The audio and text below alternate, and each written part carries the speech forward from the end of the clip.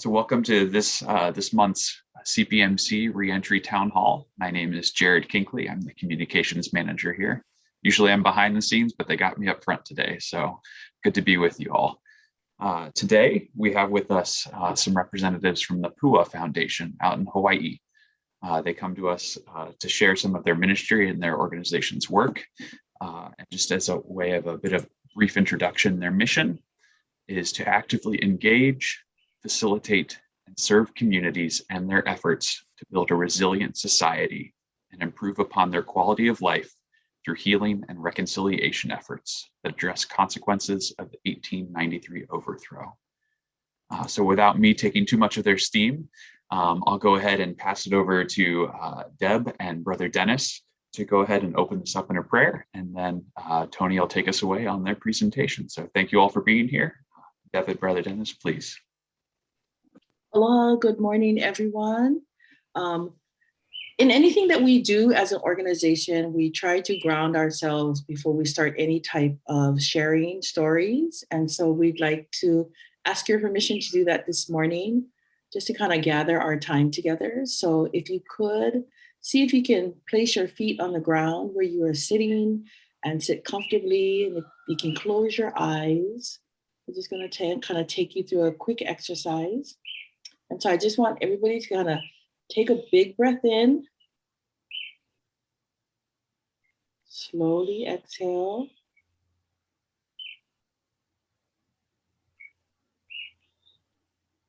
And then take another big breath in and pull the energy, the mana from the earth, and fill it into your body, and then slowly exhale.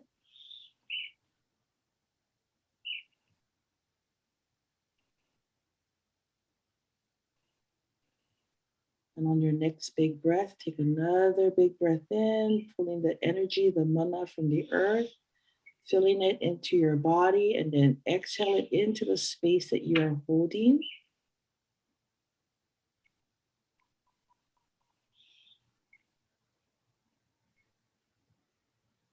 And one more big breath, pulling the energy up through the earth, through your body, exhaling it into the space and extending it to those here with us today,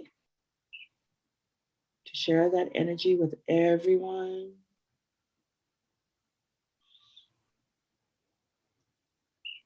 And to quietly sit and contemplate why we are here and how we want to spend our time together, how we want to learn, how we want to grow, and how we want to share.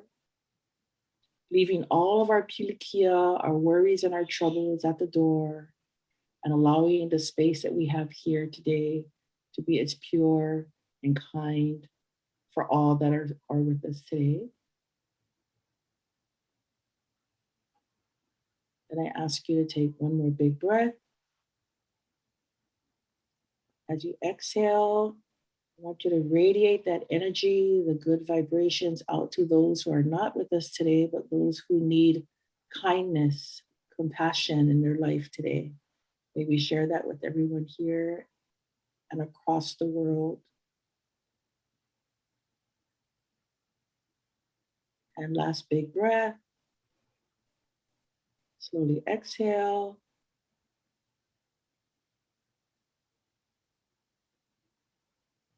And you can open your eyes, Brother Dennis.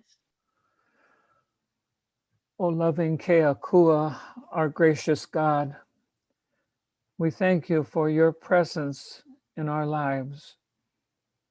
We gather together today to pray for our brothers and sisters who are incarcerated, and to join them and to work with them for their release. Gracious Keakua, you took your breath, your ha, your essence to create all of us and to create this earth. And you continue to be present with us. Your son Jesus spread his ha, his breath, his aloha on his disciples, giving them life so that they might share your presence with the greater world.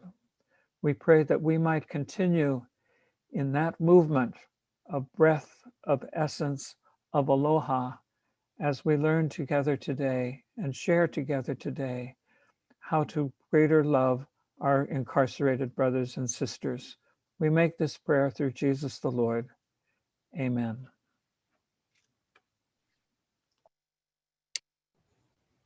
Amen. Aloha, everyone. My name is Toni Bisson, and it's wonderful to be here. And I just want to give a shout out to my team, and they'll go ahead and wave, who gave our grounding exercise. That's Debbie Victor. Give it a wave, Deb.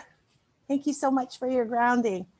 And part of our team also, if she's on, because she's actually at the women's prison doing something as we speak, her name is Kimi Takata. And she can wave. Oh, there she is in the car.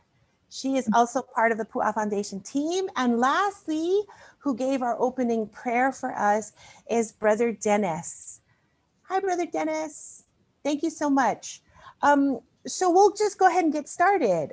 We've prepared for today a Google slide presentation.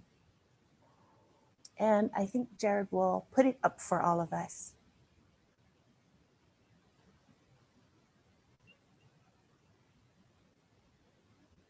Great.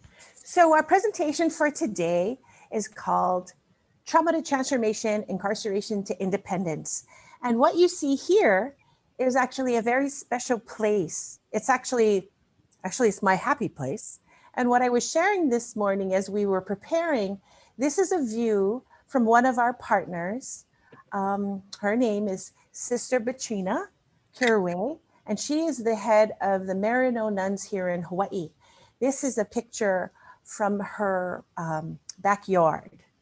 And it is a picture of two islands, and they're called the Moku'ola, Mokulua, and we call them the two Mokes. And we often go and swim in the ocean there and refresh. And we wanted to share that with all of you today. So our special place from Hawaii to you folks. Thank you for spending this morning with us, or in your case, some of your cases, the afternoon. Next slide. And just an overview for our time together. We'll talk a little bit about our foundation, what we've done over the years. We'll talk a little bit about peer support, about housing. We have 2 videos to share. And we're going to kind of connect some of the peer support and our housing partnerships that really are important things that we work on in the area of reentry. And then we'll open it up for Q&A and some discussions. So next slide. Here's a picture of our board of directors and our staff. And as Jared was saying, what our mission is to actively engage, facilitate, and serve communities and their efforts to build a resilient society and improve upon their quality of life through healing and reconciliation efforts that address consequences of the 1893 overthrow. And our foundation actually was created out of an apology, redress, and reconciliation initiative of the United Church of Christ for its complicity in the 1893 overthrow. And some history about Hawaii is the 1893 overthrow had to do with a transference of power, and it had to do with our queen, who was head of state at the time, who was operating from as head of state for an independent nation of Hawaii. And there was a transference of power and an overthrow. What the United Church of Christ did actually was apologized for their complicity in what that political event was. And today, fast forward, some of the ramifications of what that event has still exist. And one in particular, our queen, Queen Liliuokalani, was actually imprisoned in her palace in 1895.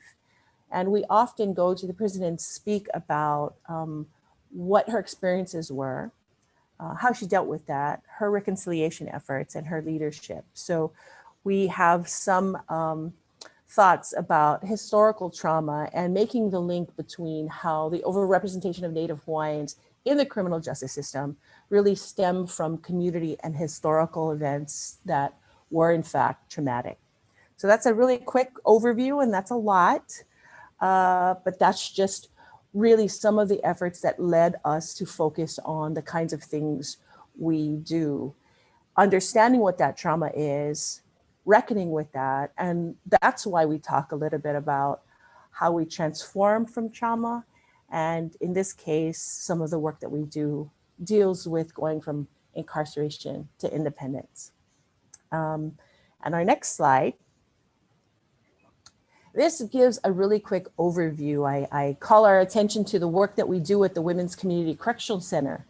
By way of background, the Women's Community Correctional Center is the only prison in Hawaii that a female will serve long-term time. Again, some background about Hawaii has to do with having various islands, but we are on the island of Oahu, which is the main island, and that's where the prison is. So any woman who is going to do a long stretch of time will serve it here on Oahu. So for instance, if she's from the island of Maui or Kauai or Hawaii Island, they will be flown to Oahu to serve out their time. We have, since about 2008, we initially partnered with the Women's Community Correctional Center, and we were working on efforts, and we were part of a trauma-informed care initiative.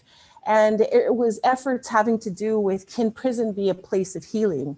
So we come from that bent, transforming from trauma. How can these efforts be healing? How do we tend to those things? And from 2008 to the current time, we have developed various kinds of programming with various community partners. And really, really, it is about how we can garner the resources necessary to go from trauma to transformation and incarceration to independence. We happen to believe that housing and peer support are very, very important kinds of efforts that need more resources. And we need a lot of laborers in the vineyard. So the community organizing that we do, the training and the capacity building that we do in the community really rotate around these efforts. So I have a quick little video that we'll play. And actually the Pūʻā Foundation is, we just celebrated last month 25 years since our incorporation. So we'd like to share a little video with you all.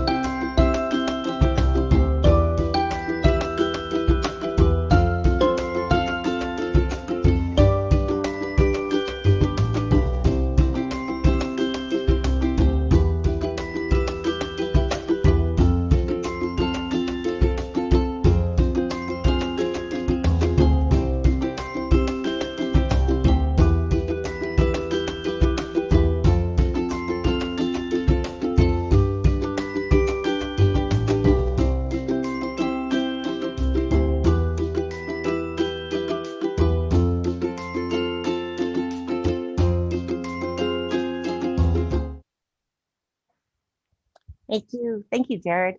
And I'm just gonna go ahead and introduce Debbie again, and we'll hit to the next slide and show, oh, no, oh. And then we'll talk a little bit about peer support. Thanks, Deb. Aloha, thank you, Tony. Good morning, everybody. So today I'm going to share a little bit about our peer support. As you saw in our video, it really did talk about a variety of different community support and resources.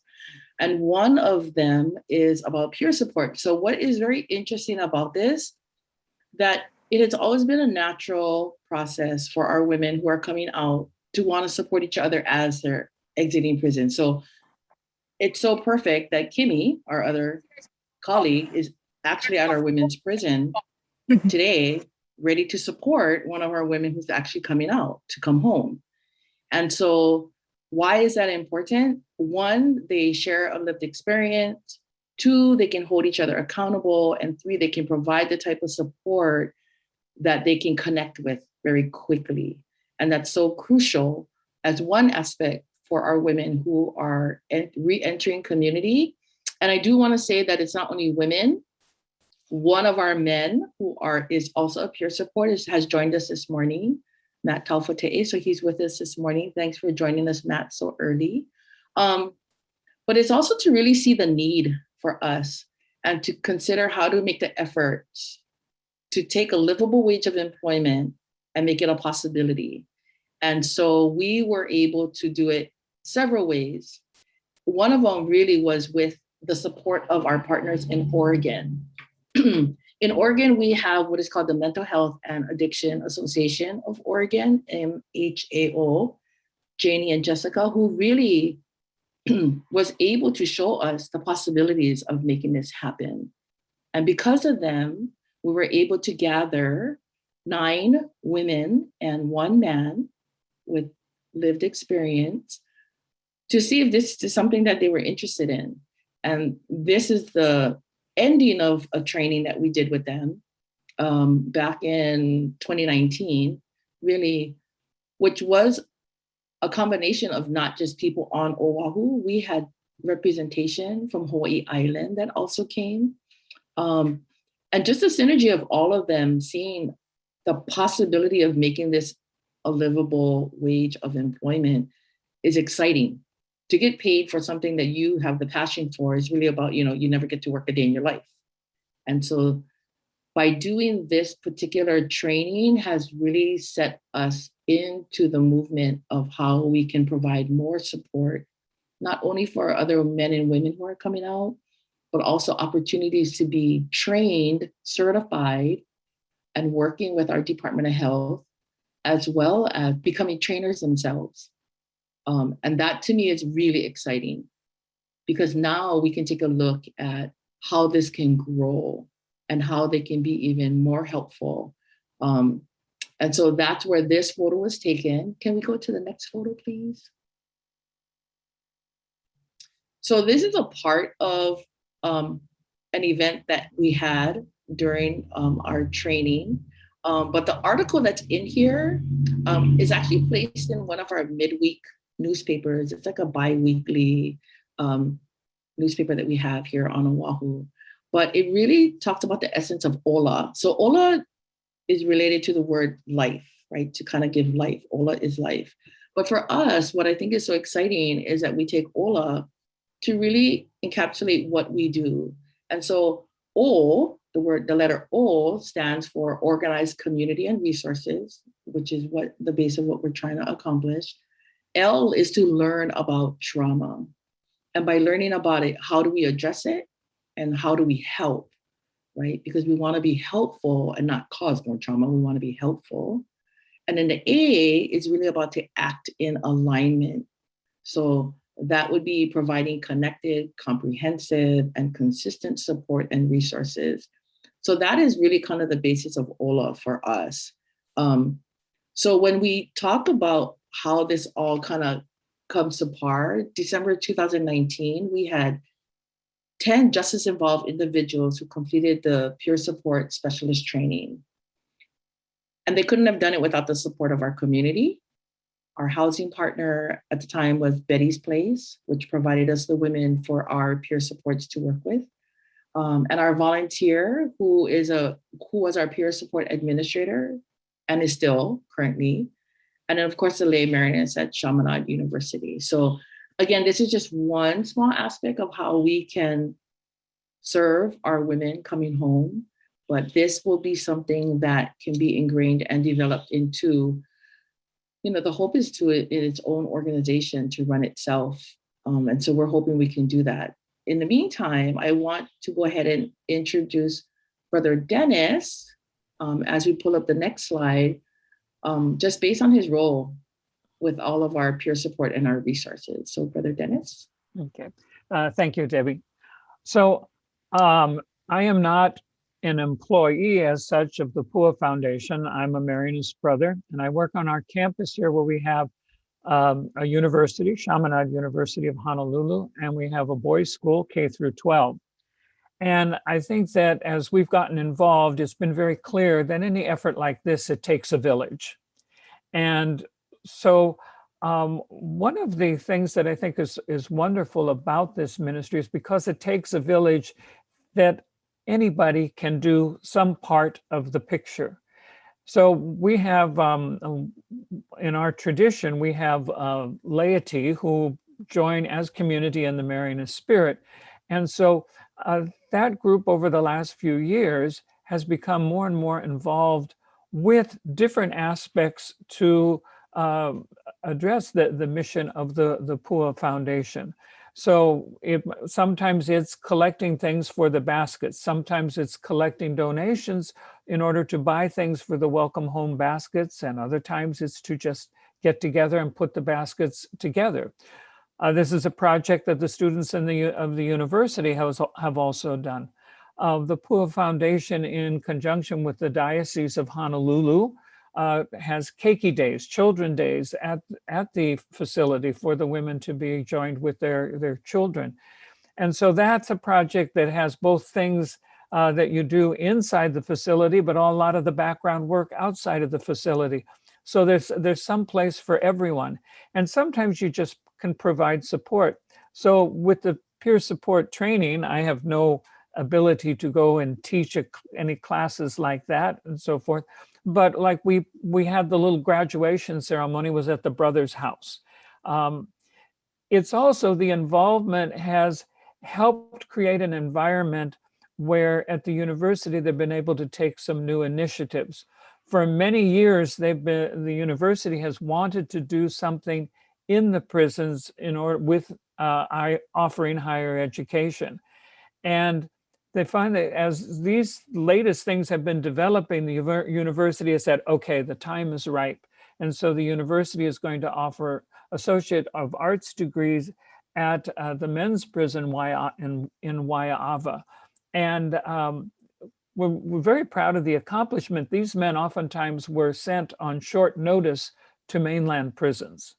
And we had to get an agreement with public safety that while the men were in the program, they would not do that because there needs to be some consistency in order for them to have success in the program.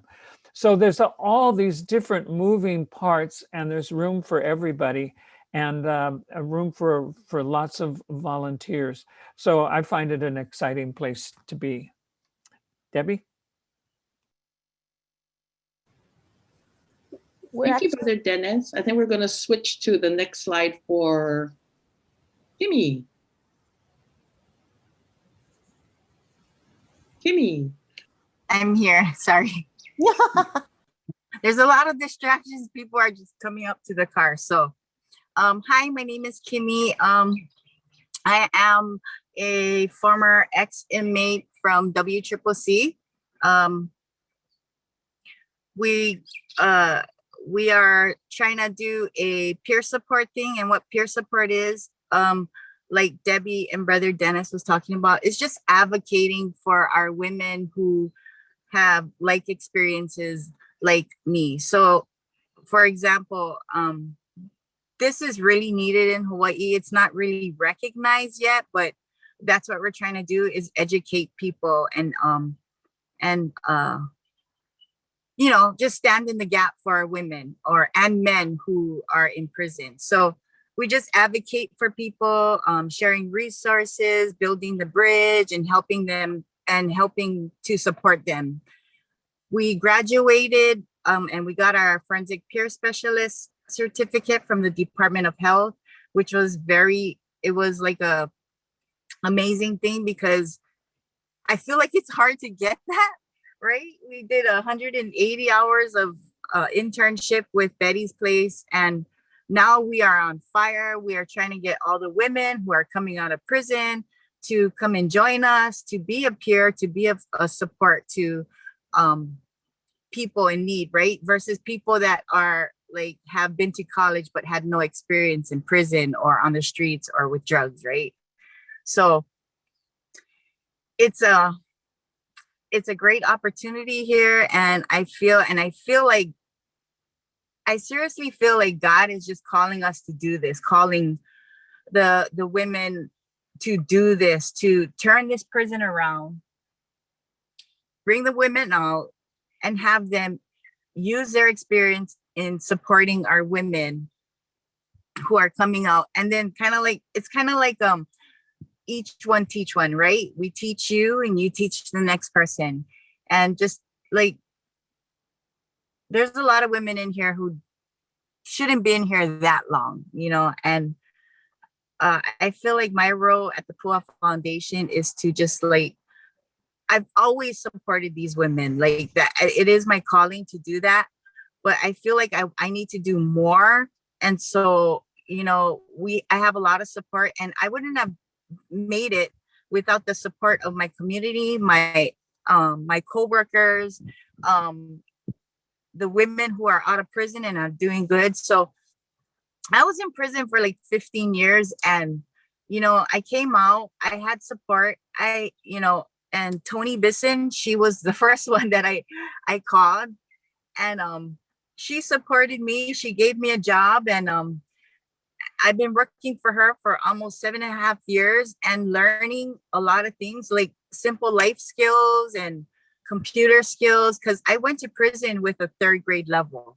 So I didn't see myself going to school, but I graduated and I got my AA at Kapiolani Community College, and now I'm attending Chaminade University, getting my bachelor's in environmental science and minoring in psychology. So from going from a 3rd grade level to this, I've never seen myself doing this, but I'm so happy. I love school, and, you know, and I want to help women and men get scholarships and go back to school, because they're super smart too, you know? So I don't know. I just feel like peer support is like an awesome thing in Hawaii. And I know that God is calling us to just expose this and make it and educate people, not to take their jobs, but to stand in the gap for them.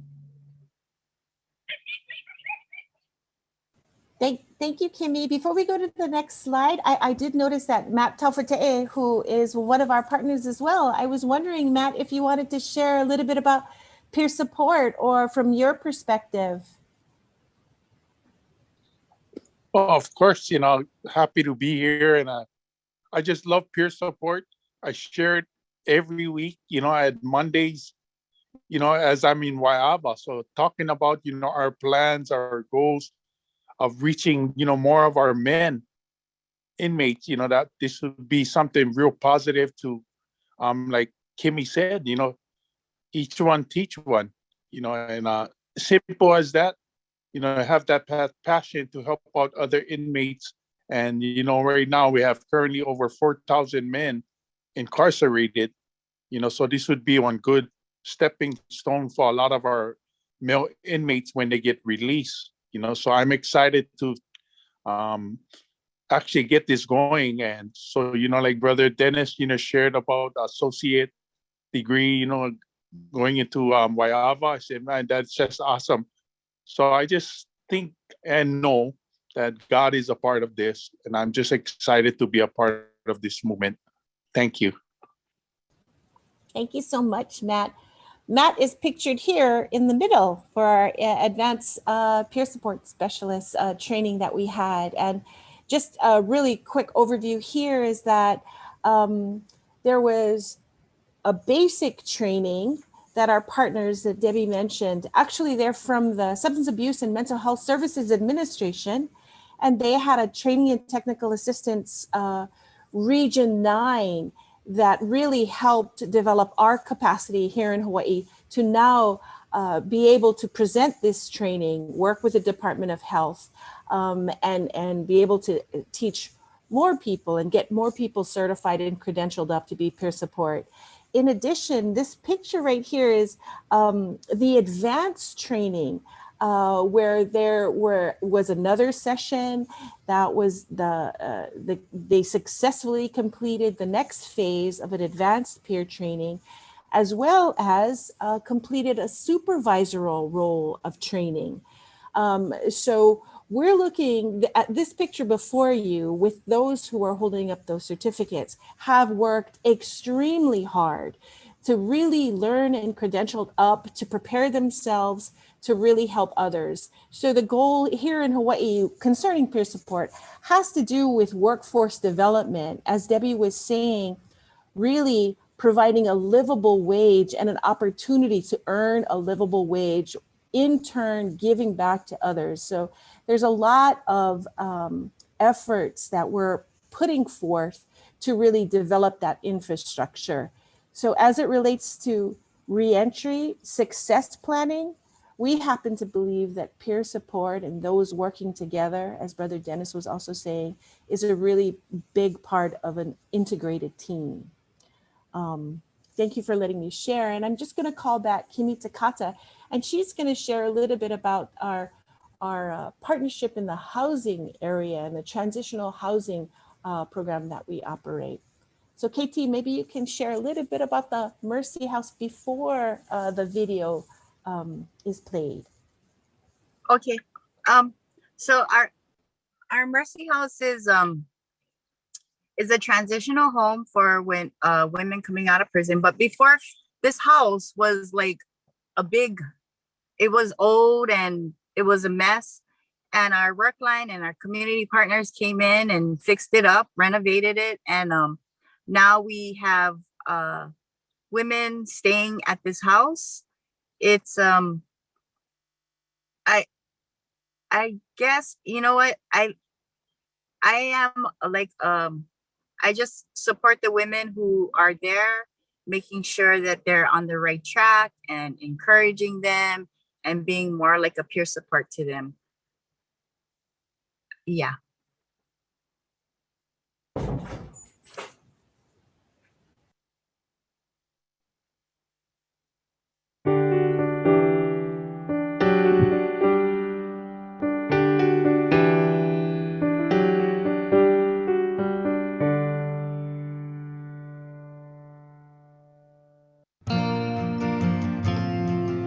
This house was our prayer for the last 5 months.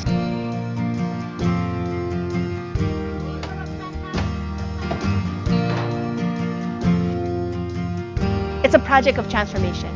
This Mercy House has attracted many partnerships, many collaborations, many volunteers. This is a continuation of that year of mercy. This house started out as moldy and old and sad, and it's been transformed into a house of love. God's mercy became concrete in Jesus. He came to live with us, to heal us, to teach us, to embrace us. And that is what this house is meant to do. That is what all of the works of mercy are meant to do, to make the presence of Jesus, that merciful face of the Father, concrete in our lives, in our world.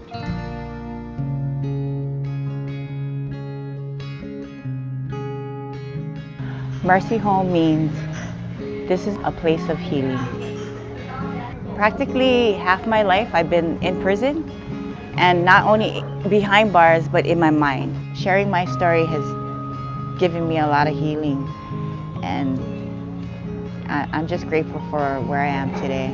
Everyone makes mistakes, and everyone deserves a second chance. And a place like Mercy House provides that critically need a second chance to people who may not have had a good life growing up, who may have had a lot of challenges, and as a result of those challenges may have made mistakes. Transformation is part of the healing from within, that we can ask forgiveness of ourselves, ask forgiveness of those who have wronged us, and then be perpetual light and goodness in God's name. Hopefully one day this is something that they can come to and start their new life. And I think by giving their all to it and helping, they can at least say, you know, I painted this house, I was here when it was a mess, and look how beautiful it is today. I just think that we're giving back to the community with the work that we do. You know, it gives us an opportunity, so when we really get out there and look for a job and stuff, it teaches us, you know, how to work with others, how we can be a better person. It gives me hope, no matter what, and I don't have to do it alone. So when you come to a transition home, when you come to the Mercy House, you'll have partnerships already connected to this house where they can feel loved and supported as they journey through their next chapter in life and having a second chance in our community. So really a family. Peace be with this house and with all who will live here. Believing in someone really plants a seed in their heart to where, ooh, somebody does trust me, somebody does believe in me. That feels good. I see gifts that they don't even know they have. And that's why I'm here to inspire and bring hope to them, you know. I want to give back to the community. I think God has given me a gift that I can use everywhere I go.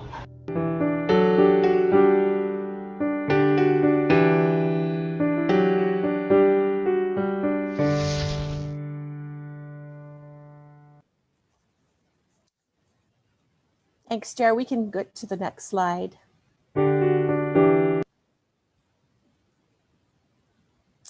Yeah, and just as a follow-up to what we kind of talked about in terms of that particular Mercy House and having a larger partnership that's connected when we talk about incarceration to independence. What this diagram kind of looks like is the pathway in which when we leave our prison, and then what kinds of housing opportunities there are out there. And for those of us who do this work, we realize that housing is a really, really important part of success in reentry. And I'll just step back. One of the people that you saw in the video, his name is Tommy Johnson, and he used to be head of the Hawaii Paroling Authority. Currently, he's the deputy at the Department of Public Safety. But what he shares with us as a partner, he talks to us about 3 things that are very necessary in order to successfully transition from prison to community. And that is safe, clean, affordable housing, livable wage, and a healthy relationship. So strategically, in our efforts to transform from trauma, our peer support really can provide a lot of navigation and connections of resources to find housing. But the second element of a livable wage, we kind of talked a little bit about how we would like to develop a workforce that earns a livable wage that can be professional peer supports. So that's the effort as well. And finally, with healthy relationships, peer supports and working with an integrated team can in fact really have a wonderful positive impact on all 3 of the elements that we try to connect.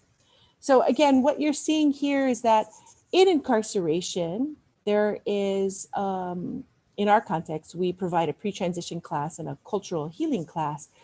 Brother Dennis and Debbie and Kimmy on Monday, we're just part of that class, which is a 12-week course that we offer at our Women's Community Correctional Center and our federal detention facility.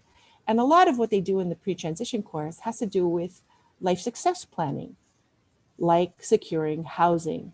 Sometimes there's short-term housing available, and then there's a transition. And in this diagram, we see that the Mercy House is part of this transition. And from the Mercy House, we like to work with other kinds of organizations to secure permanent housing. But this last row here has to do with the philosophy that peer support, case management, and therapeutic services working within the housing context can be very effective to be able to bring about more resources, like Kimmy was talking about, and also about how this could be a livable wage and an earning of a livable wage, and then being able to support wellness efforts. So this is just kind of a diagram that hopefully provides that continuum and connectedness of some of the things that we're talking about. So we can go to the next slide. There's a picture of Matt.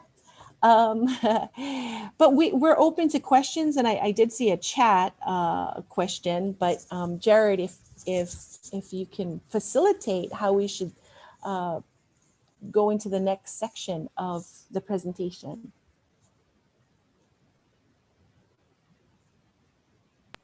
Sure. Thank you, Tony and Dennis and Deb and Kimmy and Matthew, all for sharing what you had to share. I know one of the pieces that really stuck out to me, and it was from something that Kimmy had shared, was this phrase of standing in the gap. And those of us who do this work, we know that there are many gaps that we can stand in to try and help others along and make that transition. And I found myself wondering about the peer support role in that space, and what does that look like when is that something that people self-identify as wanting to be a peer support specialist? Do you identify someone, and then what does the length of time look like for that? Is it sort of as needed, indefinite, or if we could shed a little more light on maybe some of the particulars on that could be helpful. Yeah. I'll go ahead and take that, and the team can kind of jump in. But Jared, would it be okay that we see everyone's face instead of the presentation? Sure. There. Oh, wow. That's a better view of everyone. So thank you for the question in terms of some specifics about peer support. So peer support is actually a profession in some states, and there is credentialing of different kinds of requirements to become a peer support. Peer support really kind of talks about in different kinds of peer contexts. We mentioned that we were part of being trained up by the Substance Abuse and Mental Health Services Administration, SAMHSA, and they have an outline and criteria and definitions. But in our context, we have been able to do some outreach to see if there would be interest in the peer support with those who have lived experience, women predominantly in our context, women who have experience with substance abuse and mental health issues, as well as time in prison. So in the process of looking for the right kind of people, those are the right kind of people with lived experience that can share their story and help others in similar circumstances. And just by way of background also, a lot of this is done in a veterans context, a lot of this in the child welfare context, in various kinds of contexts that peer support provides. A lot of people have heard about peer counseling or peer mentoring and those kinds of things. We kind of have learned and developed our program around what the Substance Abuse and Mental Health Services Administration looks out in terms of what the workforce development of peer supports, how they are credentialed, how they are selected, how they are, what kind of jobs and professions they can work with. So we're developing that. That's kind of a long-winded, but that's really, a lot of wonderful information from SAMHSA can provide more information on that. But I don't, KT, if you want to, or Matt or Deb, do you want to say something about peer support? Yeah, I think for me, standing in the gap is, for example, a domestic violence case with an officer, and they could call us and be like, hey, you know what, Kimmy, can you come down here and like help us, calm down this lady or whatever, a non-violent, like a no weapon kind of thing. But standing in the gap at court, like helping them understand what's really going on in court, or standing in the gap at the hospital, because we have a lot of mental health patient that utilizes Queen's Hospital and they go in and out of there. So just standing in a gap for them, and just letting them know that, okay, these are the pills they're giving you. Are you taking your pills? You know, just stuff like that. I see it bigger than just supporting and coming to the prison and helping them, you know, give them a basket. It's bigger than that for me. And I see, since I came out of prison, that there's a lot of gaps.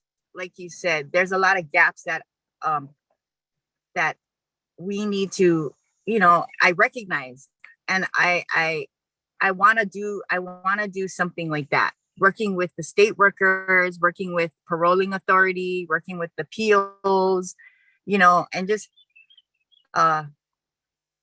stand in the gap. You know, for me, that's what I see for peer support.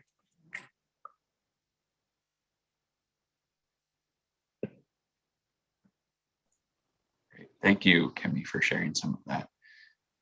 Someone had commented in the chat that they're up in Michigan, it sounds like, and they have a rule where anyone who's coming out of, it seems coming out of incarceration is not allowed to associate with someone else who has been charged with a felony historically.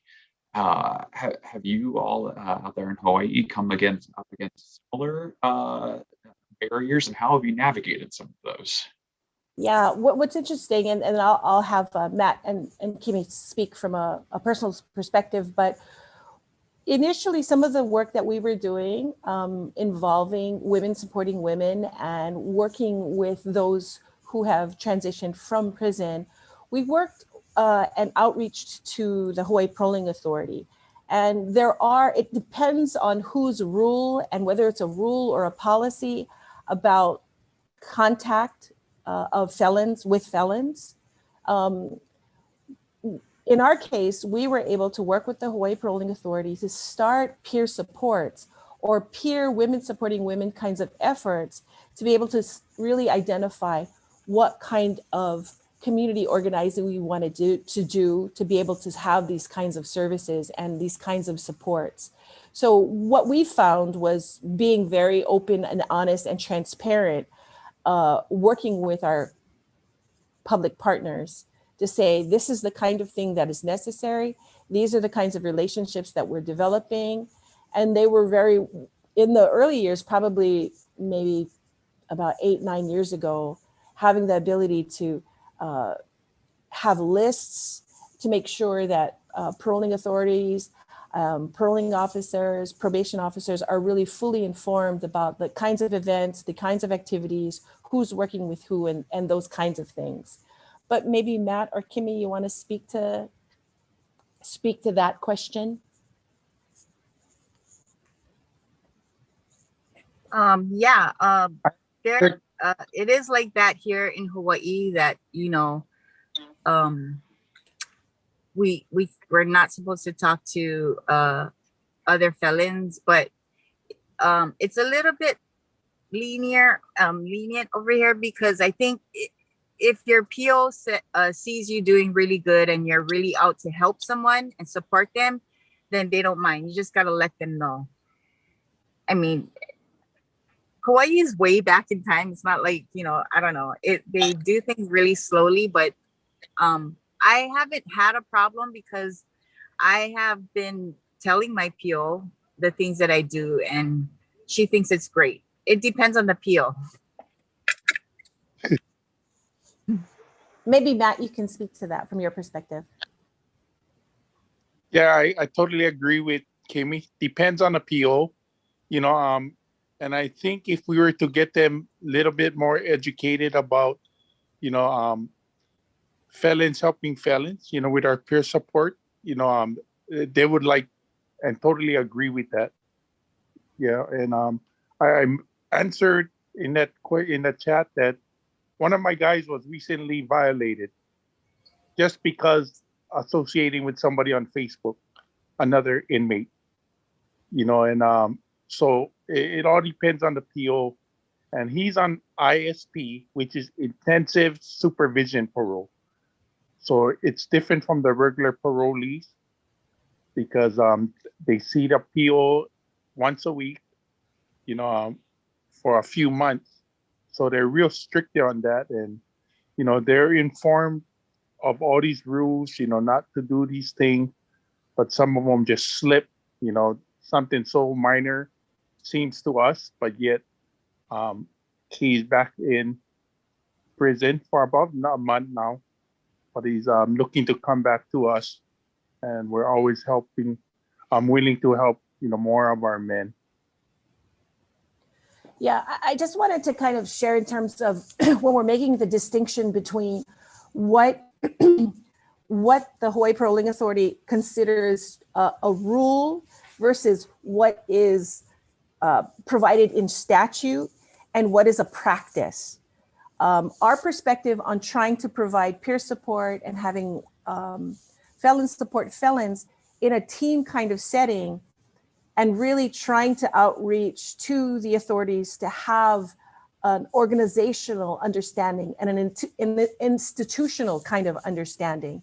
It is problematic when there are different kinds of certain officers treating others differently than others. So, you know, having a systems kind of approach to this, so there can be consistency and even-handedness and fairness as we develop this thing, these kinds of requirements. And it's not easy. There's a lot of bureaucracy. I mean, I don't want to mislead anybody about this, but there definitely is ways in which we can have institutional relationships to understand how these kinds of, in particular, peer support can operate effectively for the community and for more positive outcomes. Thank you for that, Tony. And I just from some of the photos that were shared on there, you know, you mentioned the bureaucracy and the work that goes into it, but some of the joy on the women's faces in the photos there really shows that you all are doing God's work with that peer support program. So thank you for that. And another question that had been popped up on here, it was mentioned that there was an associate's program for the men through Chaminade. Someone had asked about, what about the women? And I think I had caught a word or two about a community college partnership. Could you say a few words about that? Yeah, and what Chaminade's doing is relatively new, and it's kind of just getting off the ground. One of the kinds of relationships that the Women's Community Correctional Center has had with different community colleges, namely the Kapiolani Community College. Kimmy attended there and got her AA. They actually come into the prison and they work and they conduct 4-credit courses that involve culinary programs. The Windward Community College, which is nearer in location, geographically closer to the Women's Community Correctional Center, are offering different kinds of college credit courses. But slowly but surely, depending on government kinds of funding, our educational institutions are trying to really regulate some of the educational offerings at our prison. So the women's prison does have courses. It's not at the level of an associate's degree, but it's more so courses, different kinds of courses that are being offered. And just a comment about general education, like a GED kind of program.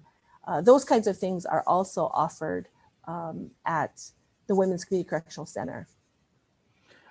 I'd like to add too that Chaminade, right now it's an associate degree in business. Their dream is to expand the offerings, and the real dream is to have some of the regular students from Chaminade take the classes with the prisoners inside of the prison, which I know a number of places on the mainland are doing. So that's kind of the dream. And I believe they're still in conversation with offering more at the Women's Community Correctional Center. Thank you, Brother Dennis. And we just had another question pop up here. Do the ladies live with the threat of being transported to the mainland? If so, would the university provision help them? So you'd mentioned some of the men, without that stipulation of being able to go through the educational program, can sometimes on short notice be sent to the mainland. Is there a similar arrangement for the women, or do they stay housed on the mainland, or on the island there? I think what's really important on this, to respond to this question, has to do with the numbers. Like Matt was saying, that the number of men who are incarcerated in Hawaii that our facilities can be able to support, that number is higher, much higher, and facilities at different places are necessary for bed space. The numbers in Hawaii that are related to women are a lot less. Currently, the count at the Women's Community Correctional Center is about 215. That'll be 215. So the capacity at the prison, at the women's prison, is 300.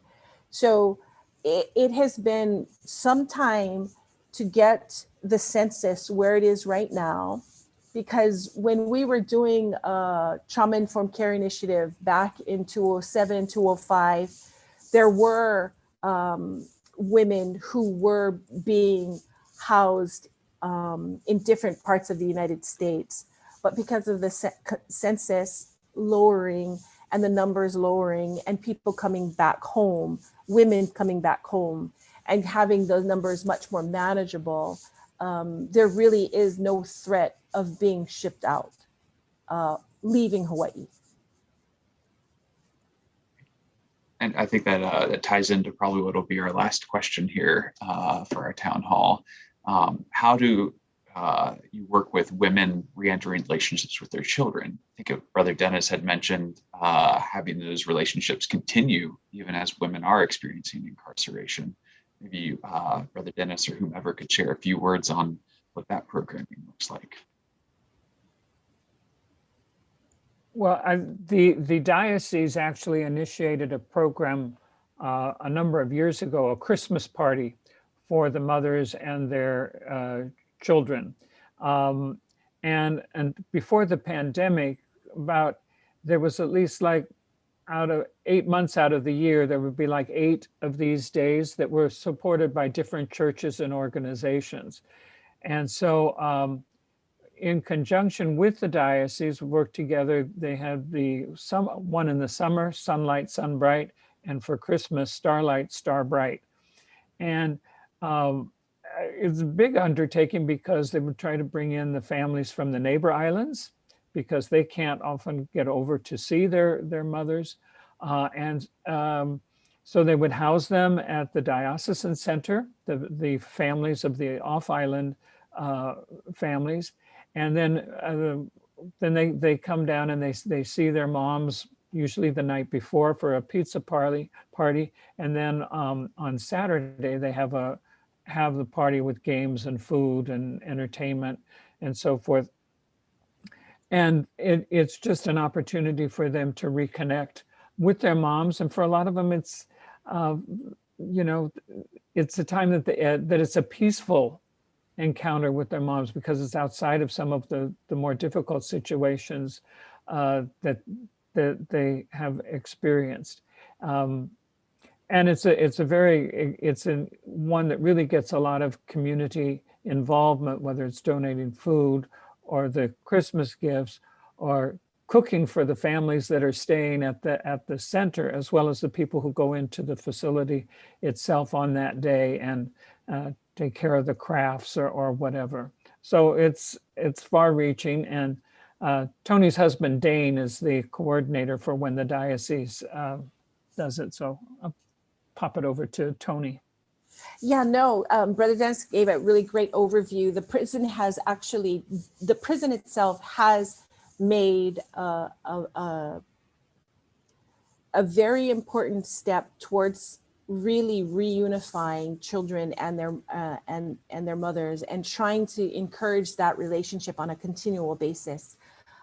So while they can't do it alone, they have to outreach to other community partners. We've been involved in many aspects of that. Even I see one of our partners, our lay emeritus, Michelle Touzan, who is on this call as well. She's waving. She actually has been involved with our Keiki Days, and she presents and our arts and crafts and different kinds of things.